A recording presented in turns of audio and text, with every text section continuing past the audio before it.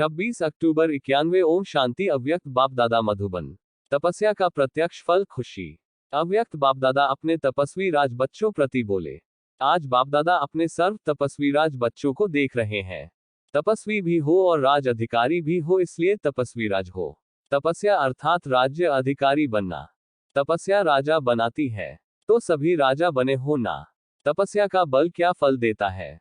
अधीन से अधिकारी अर्थात राजा बना देता है। इसलिए गायन भी है कि तपस्या से राज्य भाग्य प्राप्त होता है। तो भाग्य कितना श्रेष्ठ है! ऐसा भाग्य सारे कल्प में किसी को भी प्राप्त नहीं हो सकता। इतना बड़ा भाग्य है जो भाग्य विधाता को अपना बना दिया है। एक एक भाग्य अलग मांगने की आवश्यकता नहीं है। भाग्य विधाता से सर्व भाग्य वर्षे में ले लिया है। वर्षा कभी मांगा नहीं जाता है। सर्व भाग्य भाग्य विधाता ने स्वयं ही दिया है। तपस्या अर्थात आत्मा कहती है मैं तेरी तू मेरा, इसको ही तपस्या कहा जाता है। इसी तपस्या के बल से भाग्य विधाता को अपना बना दिया है। भाग्य विधाता बाप भी कहते हैं मैं तेरा। तो कितना श्रेष्ठ भाग्य हो गया। भाग्य के साथ साथ स्वराज्य अभी मिला है। भविष्य विश्व का राज्य स्वराज्य का ही आधार है। इसीलिए तपस्वी राज हो। बाप दादा को भी अपने हर एक राज्य अधिकारी बच्चे को देख हर्ष होता है। भक्ति में अनेक जन्मों में बाप दादा के आगे क्या बोला, याद है या भूल गए हो? बार बार अपने को मैं गुलाम ही बोला है। मैं गुलाम तेरा। बाप कहते हैं मेरे बच्चे और गुलाम।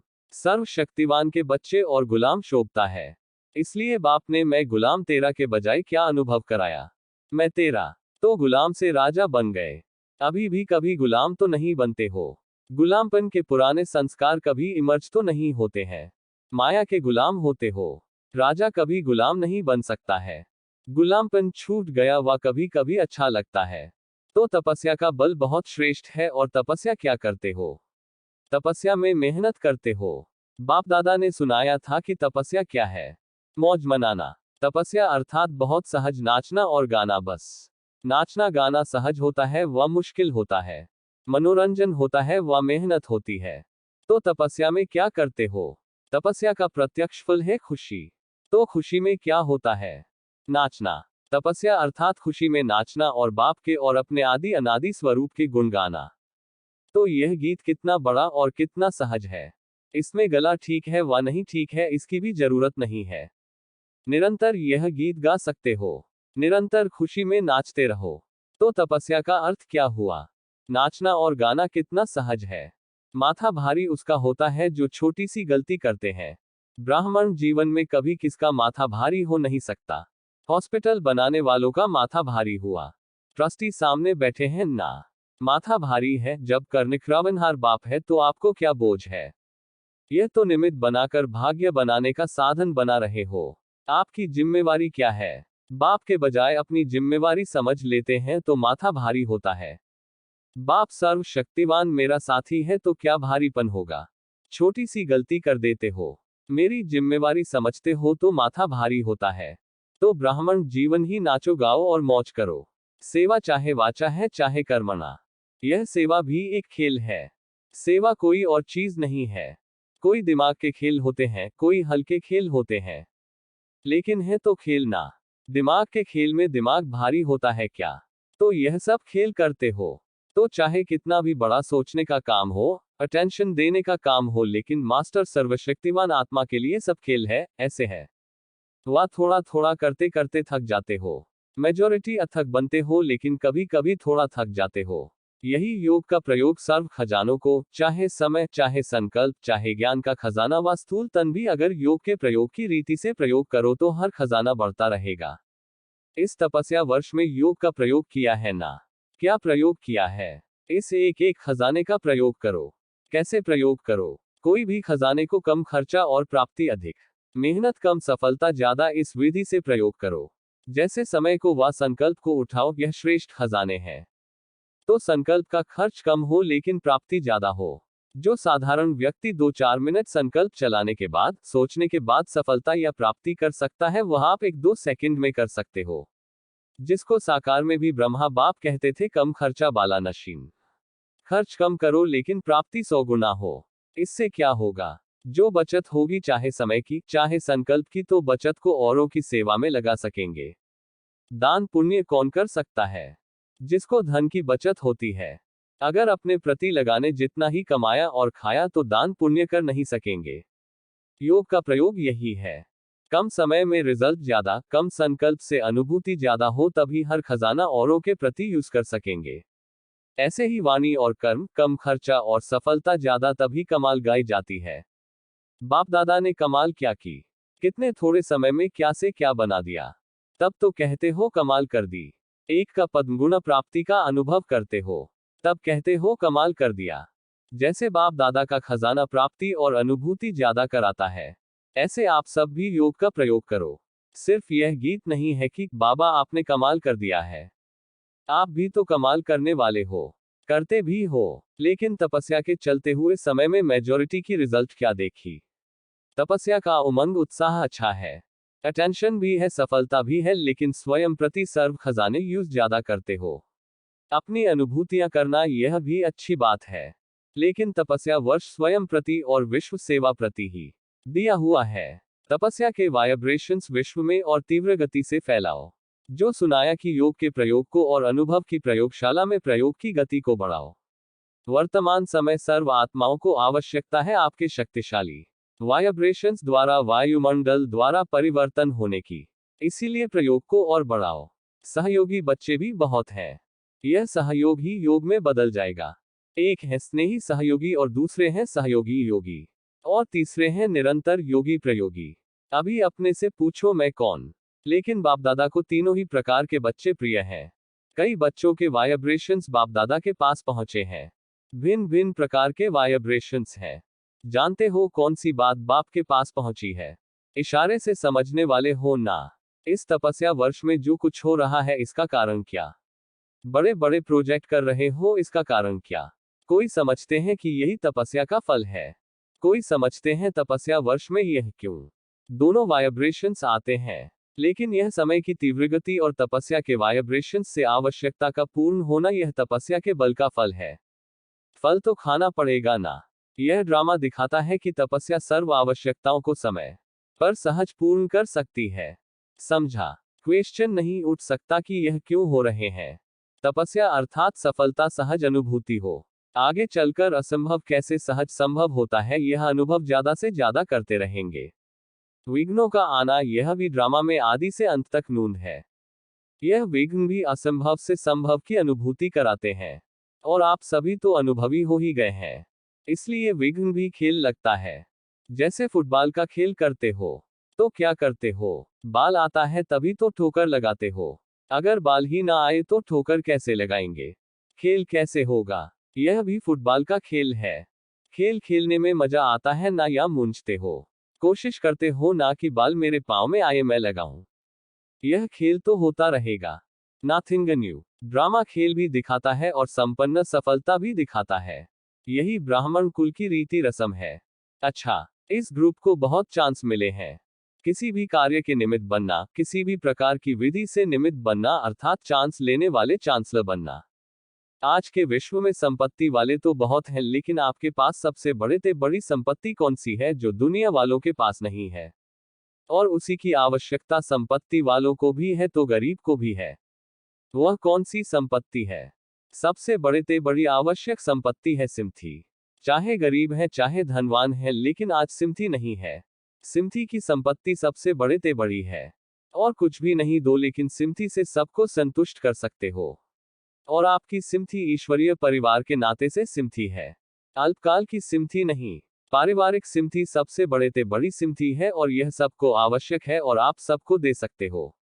रूहानी सिमथी तन मन और धन की भी पूर्ति कर सकती है। अच्छा, इस पर फिर सुनाएंगे। चारों ओर के तपस्वी राज श्रेष्ठ आत्माएं, सदा योग के प्रयोग द्वारा कम खर्च सफलता श्रेष्ठ अनुभव करने वाले, सदा मैं तेरा तू मेरा इस तपस्या में मगन रहने वाले, सदा हर समय तपस्या के द्वारा खुशी में नाचने और बाप और अपने गुण गाने वाले, ऐसे देश विदेश के सर्वस्मृति स्वरूप बच्चों को बाप दादा का याद प्यार और नमस्ते। पार्टियों से अव्यक्त बाप दादा की मुलाकात। एक हॉस्पिटल की सेवा के निमित्त भाई बहनों से बहुत अथक सेवा की है ना। अथक सेवाधारी को बाप दादा के दिल का स्नेह और हर समय का सहयोग स्वतः ही प्राप्त होता है।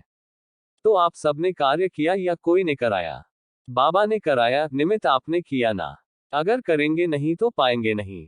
इसलिए करने के निमित्त बनना अर्थात पाना। हर एक ने अपना अपना बहुत अच्छा कार्य किया। बिना सर्व के अंगुली डाले कार्य संपन्न नहीं हो सकता। इसलिए जो भी सभी बैठे हो सभी को अपने अपने कार्य की मुबारक हो। अभी समझते हो ना कि यह कोई बड़ी बात नहीं। ऐसे तो और भी बना सकते हैं या यही बहुत मुश्किल है। सहज हो गया ना। कोई भी मुश्किल अगर आती भी है तो खेल के लिए आती है। समझो खेल कर रहे हैं। कभी भी मुश्किल को मुश्किल नहीं समझो। मनोरंजन समझो तो मुश्किल सहज हो जाएगी। यह निमित्त बनना भी भाग्य की निशानी है। भाग्य आपको खींचकर ले आया। अनेक आत्माओं की दुआएं प्राप्त करने का भाग्य। यह कम बात नहीं है। यह विरले को प्राप्त होता है। जिन्होंने भी हार्ड वर्क किया और समय पर कार्य पूरा किया, सबको पद्मगुना मुबारक हो। बाप दादा वतन में बैठे भी देखता है कि क्या क्या कौन कर रहा है। चाहे दूसरा कोई देखे या ना देखे, लेकिन बाप दादा सबको देखते हैं। सबके मन का रिकॉर्ड और तन का रिकॉर्ड दोनों ही देखते हैं। ज्ञान सरोवर सालगांव के लिए वह भी सभी ने बहुत अच्छी सेवा की। दिन रात लगकर जंगल को मंगल बनाना यह बहुत बड़ी सेवा है। उन्हों को भी विशेष मुबारक। हॉस्पिटल के दूसरे फेज के लिए वरदान, यह भी अनेक आत्माओं के अनेक जन्मों के जीवन को श्रेष्ठ बनाने का फाउंडेशन हो जाएगा। निमित्त यह पत्थर का फाउंडेशन लगाते हैं, लेकिन अनेक आत्माएं दुआओं के भंडार से भरपूर हो आपको दुआएं देती रहेंगी। तो यह फाउंडेशन लगाना अर्थात दुआओं के पात्र बनना। इसलिए और दिल से उमंग से तन मन धन मन वचन कर्म सबसे बढ़ाते चलो और अपने साथ औरों की जीवन को श्रेष्ठ बनाते चलो। जैसे पहले उमंग उत्साह से किया है उससे भी ज्यादा उमंग उत्साह से यह कार्य संपन्न हुआ पड़ा है। सब निमित्त है। अच्छा, दो सदा अपने को होली हंस समझते हो। होली हंस का कर्तव्य क्या होता है? होली हंस अर्थात जो सदा सत्य और असत्य का निर्णय कर सके। हंस में निर्णय शक्ति तीव्र होती है। जिस निर्णय शक्ति के आधार पर कंकड़ और रतन को अलग कर सकते हैं। रतन को ग्रहण करेगा और कंकड़ को छोड़ देगा। तो होली हंस अर्थात जो सदा निर्णय शक्ति में नंबर 1 हो। निगेटिव को छोड़ दे और पॉजिटिव को धारण करे। देखते हुए सुनते हुए न देखे न सुने। यह है होली हंस की विशेषता। तो ऐसे हो या कभी नेगेटिव भी देख लेते हो। निगेटिव अर्थात व्यर्थ बातें व्यर्थ कर्म न सुने न करे और न बोले। तो ऐसी शक्ति है जो व्यर्थ को समर्थ में चेंज कर दो। या व्यर्थ चलता है, चाहते नहीं है लेकिन चल पड़ता है, ऐसे तो नहीं है। यदि व्यर्थ को समर्थ में परिवर्तन करने की शक्ति नहीं होगी तो अंत में व्यर्थ का संस्कार धोखा दे देगा। इसलिए होलीहंस अर्थात परिवर्तन करना। व्यर्थ को समर्थ में चेंज करने के लिए विशेष क्या अभ्यास चाहिए? कैसे चेंज करेंगे? संकल्प पावरफुल कैसे बनेगा? हर आत्मा के प्रति शुभ भावना और शुभ कामना, अगर ऐसी विधि होगी तो परिवर्तन कर लेंगे। अगर किसी के प्रति शुभ भावना होती है तो उसकी उल्टी बात भी सुलटी लगती है और शुभ भावना नहीं होगी तो सुलटी बात भी उल्टी लगेगी। इसलिए हर आत्मा के प्रति शुभ भावना और शुभ कामना सदा आवश्यक है। तो यह रहती है या कभी कभी व्यर्थ भावना भी हो जाती है। अपनी शुभ भावना व्यर्थ वाले को भी चेंज कर देती है। वैसे भी गाया हुआ है कि भावना का फल मिलता है। जब भक्तों को भावना का फल मिलता है तो आपको शुभ भावना का फल नहीं मिलेगा। तो व्यर्थ को समर्थ में परिवर्तन करने का आधार है शुभ भावना, शुभ कामना। कैसा भी हो लेकिन आप शुभ भावना दो। कितना भी गंदा पानी इकट्ठा हो लेकिन अच्छा डालते जाएंगे तो गंदा निकलता जाएगा। अगर कोई आत्मा में व्यर्थ को निकालने की समर्थी नहीं है तो आप अपनी शुभ भावना की समर्थी से उसके व्यर्थ को समर्थ कर दो, परिवर्तन कर दो। इतनी शक्ति है या कभी असर हो जाता है। जैसे बाप दादा ने आपके व्यर्थ कर्म को देखकर परिवर्तन कर लिया ना। कैसे किया? शुभ भावना से मेरे बच्चे हैं, तो आपकी शुभ भावना की मेरा परिवार है, ईश्वरीय परिवार है। कैसा भी है, चाहे वह पत्थर है लेकिन आप पत्थर को भी पानी कर दो। ऐसी शुभ भावना और शुभ कामना वाले होली हंस हो। हंस को सदा स्वच्छ दिखाते हैं, तो स्वच्छ बुद्धि हंस के समान परिवर्तन करेंगे, अपने में धारण नहीं करेंगे। तो संगमयुगी होली हंस है, यह स्मृति सदा रखनी है। हंस सदा कहाँ रहते हैं? सरोवर में। तो आप सभी कहाँ रहते हो? ज्ञान सरोवर में। और कहो तो नहीं चले जाते। स्थान भी कितना बढ़िया है सरोवर, और स्थिति भी कितनी बढ़िया है। जो सदा ज्ञान सरोवर में रहते हैं उनकी स्थिति समर्थ होगी या व्यर्थ होगी। तो सदा अपनी बुद्धि के स्थान और स्थिति को चेक करो। स्थान से स्थिति बनती है, सदा यह स्मृति रहे कि मैं हूं ही होली हंस। जैसे प्रदर्शनी में चित्र रखते हो, न बुरा देखो, न बुरा बोलो, न बुरा सुनो। यह चित्र किसके लिए रखते हो? औरों के लिए। तो सारे दिन में चेक करो कि जैसा चित्र है वैसी ही चलन रही। क्योंकि अगर कोई व्यर्थ करता है और आपने सुन लिया तो समय किसका गया? देख लेते हो तो सोच किसका चलेगा? आपका चलेगा ना। नुकसान किसका हुआ? उसका या आपका? दोनों का नुकसान हुआ, लेकिन आप अपना नुकसान नहीं करो। स्व परिवर्तन से दूसरे का परिवर्तन कर सकते हो। दूसरे का परिवर्तन हो तो मैं परिवर्तन हूं। तो न वह बदलेगा न आप बदलेंगे, दोनों रह जाएंगे। तो होलीहंस अर्थात स्व परिवर्तन द्वारा औरों को परिवर्तन करें। आपकी शुभ भावना और शाभ कामना वाणी से भी ज्यादा काम कर सकती है। किसी के भी सामने जाओ, आपकी रूहानी भावना और कामना हो तो वह परिवर्तन अवश्य होगा। अच्छा, मधुबन निवासियों से। मधुबन निवासी चैतन्य दर्शनीय मूर्तियां हो। मधुबन में सब क्या देखने आते हैं? क्या मकान देखने आते हैं? मधुबन निवासियों को देखने आते हैं। तो मधुबन निवासी चलते फिरते चैतन्य दर्शनीय मूर्त हो। चलते फिरते आपका दर्शन होता रहता है। ऐसे हर कर्म करते अपने आप को दर्शनीय मूर्त समझकर चलते हो, या कभी साधारण भी हो जाते हो। मंदिर में देखा है हर कर्म का दर्शन होता है। अभी भगवान सो रहा है, अभी नहा रहा है, अभी खा रहा है, अभी श्रृंगार कर रहा है। सबका दर्शन होता है। इससे क्या सिद्ध होता है? कि हर कर्म करते दर्शनीय मूर्त, इसलिए हर कर्म का दर्शन होता है। तो ऐसे दर्शनीय मूर्तियों का कितना महत्व है? मधुबन वालों ने कितनी दुआओं का स्टॉक जमा किया है, हिसाब है। अच्छा, दुआएं सिर्फ लेते हो या देते भी हो? जो भी कर्म करो दुआएं लो और दुआएं दो। जब भी कोई श्रेष्ठ कर्म करता है तो सबके मुख से दुआएं निकलती हैं। हर कर्म में दुआएं दो और दुआएं लो तो सभी के मुख से निकलेगा कि कमाल है, बहुत अच्छे हैं, वाह, ऐसे उमंग उत्साह के बोल निकलेंगे। ऐसे कर्म यादगार बन जाते हैं। तो दुआएं लेने व देने में बिजी हो या सिर्फ कर्मणा में बिजी हो, कोई भी काम करो लेकिन खुशी लो और खुशी दो। दुआएं लो, दुआएं दो। जब अभी संगम पर दुआएं लेंगे और देंगे तब आपके जड़ चित्र द्वारा भी दुआ मिलती रहेगी। अभी जमा करते हो तभी मिलती है। अच्छा, सभी खुश रहते हो। जो स्वयं खुश रहता है उससे अन्य स्वतः ही खुश होते हैं। तो सबसे बढ़िया काम है खुश रहना और खुश करना। सेवा का भाग्य तो है ही है, मौज भी है और सेवा भी है। मधुबन का अर्थ ही है मौज। मधुबन में रोज फंक्शन होते हैं ज्ञान सरोवर के लिए। जैसा लक्ष्य रखेंगे वैसा होना कोई बड़ी बात नहीं है। इतने सब ब्राह्मण आत्माओं के सहयोग की अंगुली जहां है वहां पहाड़ क्या रहेगा। इसलिए जैसा लक्ष्य वैसा होता है और होता ही रहेगा। अच्छा, ओम शांति।